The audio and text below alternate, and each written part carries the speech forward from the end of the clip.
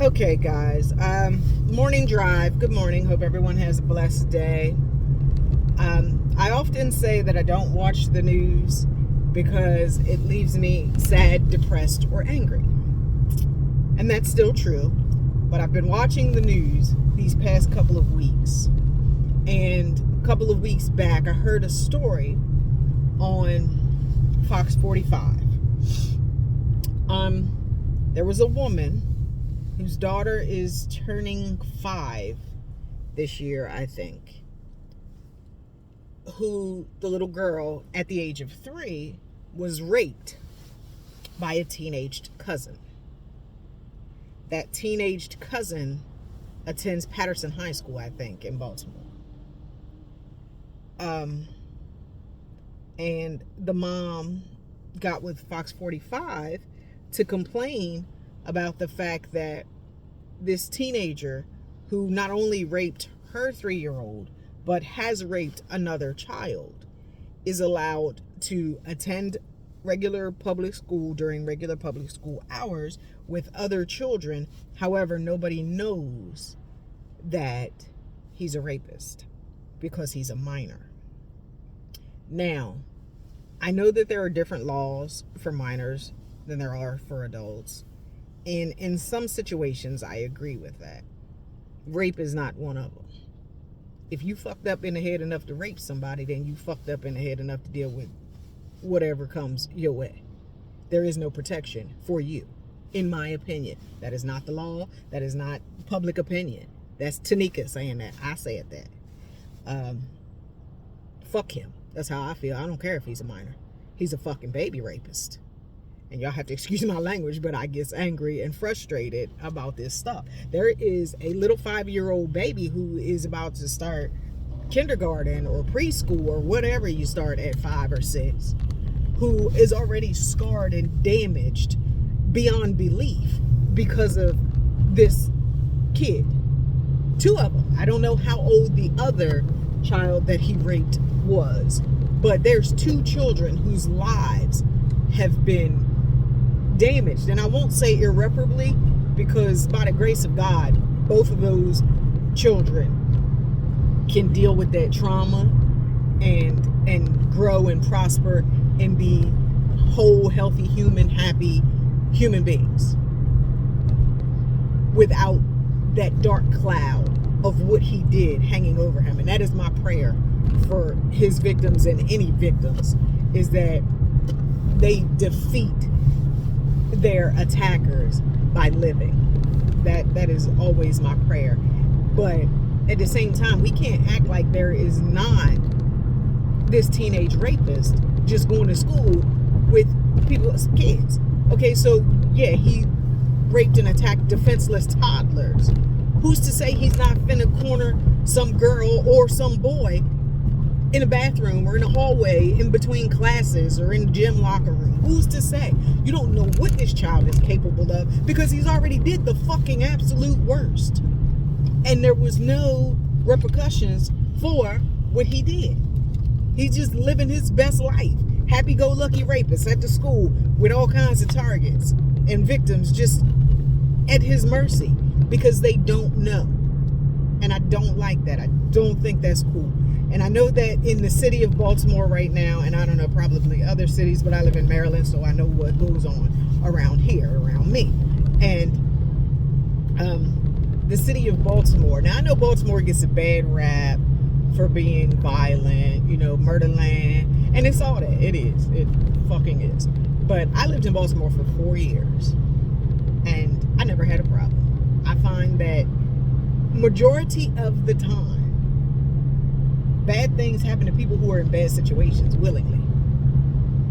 Meaning, kind of live by the gun, die by the gun. If you're in those situations and you're surrounded by those types of people, then you know what could happen. And sometimes it does. Now, that's not always the case. There's a lot of innocent bystanders and violence everywhere around the world that have absolutely nothing to do with the bullshit and still become victim. But right now, they're, calling on Mayor Brandon Scott to do something about juvenile crime because there are no repercussions. These children stealing cars, jacking people, shooting people, robbing people. Nothing is happening to these children because they're children. Well, you know what? My grandma always say, if you're big enough to pass a lick, then you're big enough to take one. I feel that way about everything in life. You big enough to go out here and steal somebody's car, you big enough to go to jail for it. You big enough to rob somebody, you big enough to go to jail for it. There are reactions to your actions. You know, it's cause and effect. You do this, the system does this. And it's not about this prison pipeline of black men and Hispanic men and young minorities and all that. It's not about that, which has been live and in effect as long as I've been live and in effect in this country. Thank you, Ronald Reagan. But we can't do extremes. We can't do extremes. We can't incarcerate young black men for being young black men. We cannot, because that is wrong. But what we also cannot do is not incarcerate young black men who are committing crimes because they're young black men. That's not cool either. There cannot be extremes. It can't be one or the other. It has to be fair. It has to be justice. It has to make sense. These children committing crimes and nothing being done is not cool. And I say African Americans because I speak from me. But it's not just us. So don't get it twisted like young African American males are the only people committing crimes in Baltimore, in Maryland, throughout North America, because that's not the case, and we all know that as well.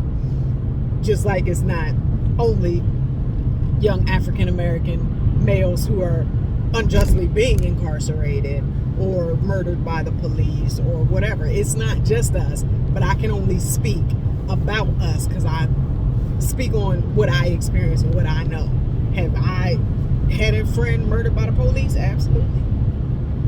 Have I had friends who committed the same crime as a white counterpart and got more time in prison? Absolutely. So I can only speak on what I know.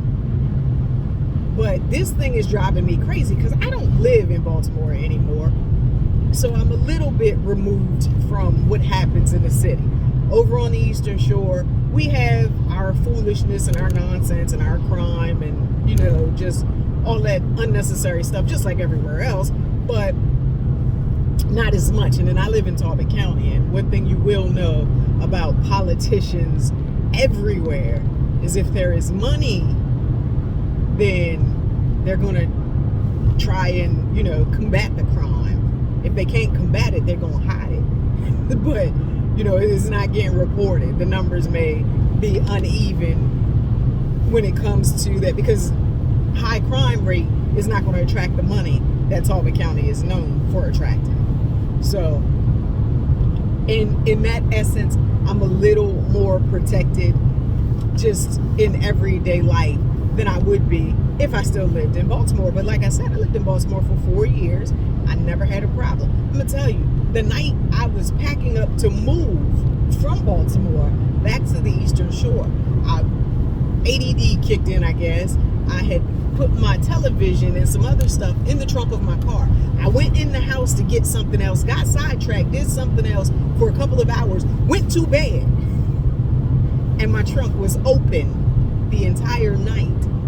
And everything that I put in it was still there in the morning when the maintenance man came and knocked on my door and was like, your trunk been open as long as I've been at work.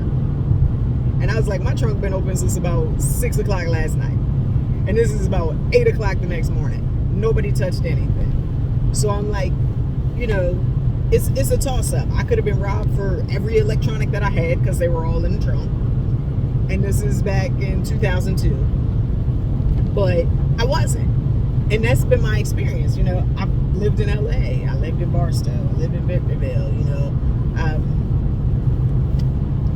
I've been, when I lived on the West Coast, I've been around people who were gang members and gang affiliated, or areas that were known, you know, gang inhabited places, and nothing's ever happened to me. Now, a lot of that is I mind my business and stay out of shit.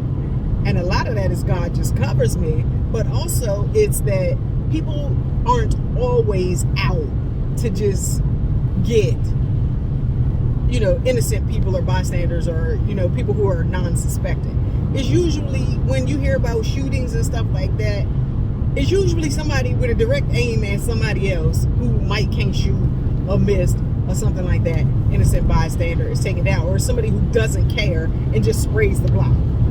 And I'm not saying those things don't happen. They do. But most of the time, it's people who are involved in shit. And I'm saying all of that to say that now these adults, because it's always a puppet master at the top. These adults are using youth in Baltimore City to steal cars because they know nothing's going to be done to them, so they can convince the children to rob and boot cars and do this and do that because there are no repercussions. And they're like, hey, if you do this for me, I'm going to pay you blah, blah, blah. I'm going to look out. I'm going to do this.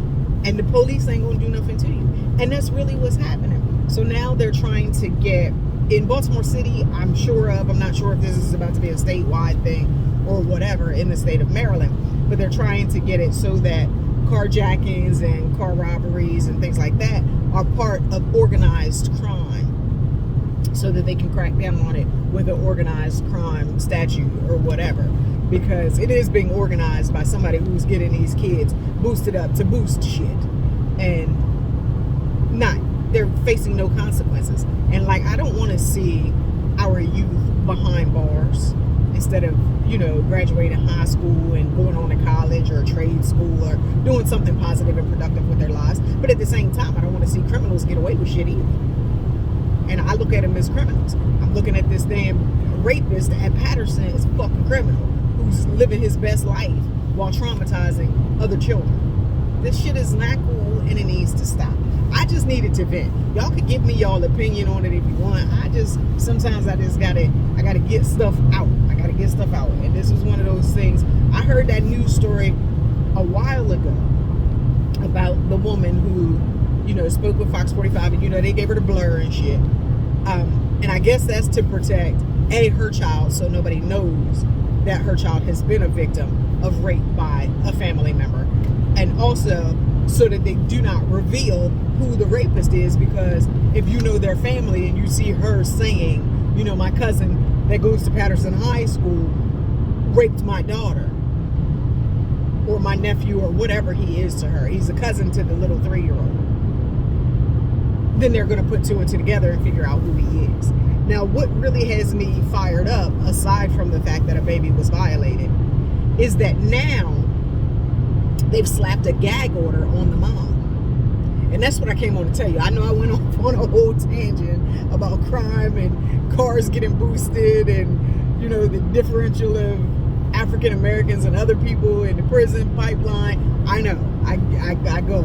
But what really got me started with this is I heard it yesterday and then I heard it again this morning on the news, is that she's been gag ordered. She's no longer allowed to talk about the fact that this young man raped her child and is free to roam about the fucking country. Now, please tell me, where's the justice in that? How the fuck is that right? Something happened to me. Something traumatic happened to my baby. And I can't speak on it because he's a minor. Fuck him. And I mean that. For the bottom of my goddamn heart, I mean that. Fuck him. He's a rapist. Everybody needs to know he's a goddamn rapist. He needs to be in jail for being a fucking rapist. I wish I knew who he was, because I would put his face on a fucking poster and write rapist under that shit and put it out front of his house and put it at the school that he goes to. That's what I would do. But they didn't put a gag order on this lady. And how? Why? What is wrong with her telling the truth? That is the problem. This country has put a gag order on telling the fucking truth on everybody. Tell the truth if you want. Some shit gonna happen to you. It's crazy. This country was supposed to be founded on different principles, and I know that while we're thinking about the principles that the country was founded on, while they were talking about all them great principles, they was holding people that look like me in bondage and whipping us and telling us we was 3/5 of a person. I understand that, but it's just it's getting worse and fucking worse and fucking worse. They're changing books that before had the word nigger in them. now say slave instead of nigga. Like one is better than the other. It's the fuck not. And if they don't change the words, you know, they change the pygmies that were stolen from Africa to little orange Oompa Loompas. Now, I love Willy Wonka. I love Oompa Loompas. I love to sing the songs, but I never read the book, so I didn't know that the Oompa Loompas were originally pygmy slaves who were kidnapped by Willy Wonka. No idea. And now you won't know pretty soon because those books are banned or they're being rewritten and edited. Because, you know, in Tom Sawyer, used to say nigga, now it say slave. And then they say slaves was happy. They are rewriting history. They are changing the names of military bases and installations. And I understand that you know better, so you do better, so you don't want to glorify these people who were not very good people. I understand that. But at the same time, you take away the conversation piece. When you take down these statues, and I was born in Virginia, I was raised in Maryland, you know, we legendary for fucking slavery around this motherfucker. So, moving statues, even right here in Talbot County, and I'm not in Talbot County right now because as you can see I'm driving, but even in Talbot County, they moved the Proud Boys statue, not the Proud Boys, the Talbot Boys, same shit, but not, you know. And there were a lot of people who were saying, you know, that's our heritage. And I totally agree with it because, I mean, first of all, during times of war and situations like that, you didn't always get to choose. So not everybody who fought for the Confederate had a choice. Some were forced to. Some gladly did it. Some stood by everything the Confederates stood for. Some did not. And that Talbot Boy statue was not destroyed. It was moved to Virginia.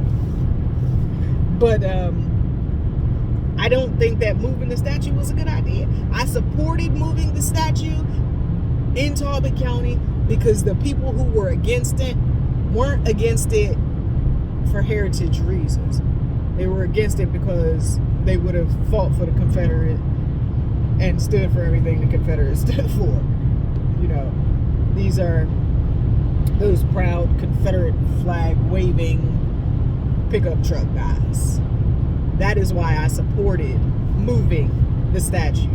But in my heart, I didn't, because that statue was there when I took my son to the courthouse and he could see it and I could tell him what it was about and I could tell him both sides of that story. It's not there anymore, so my granddaughter is not going to ask about it. And my granddaughter's biracial, so it would be a beautiful conversation to have with her. But she's not going to ask because she's never going to see it. It's not there anymore. So, I know I'm off on another tangent. I got y'all in here 18 minutes deep, but like seriously, we got to stop.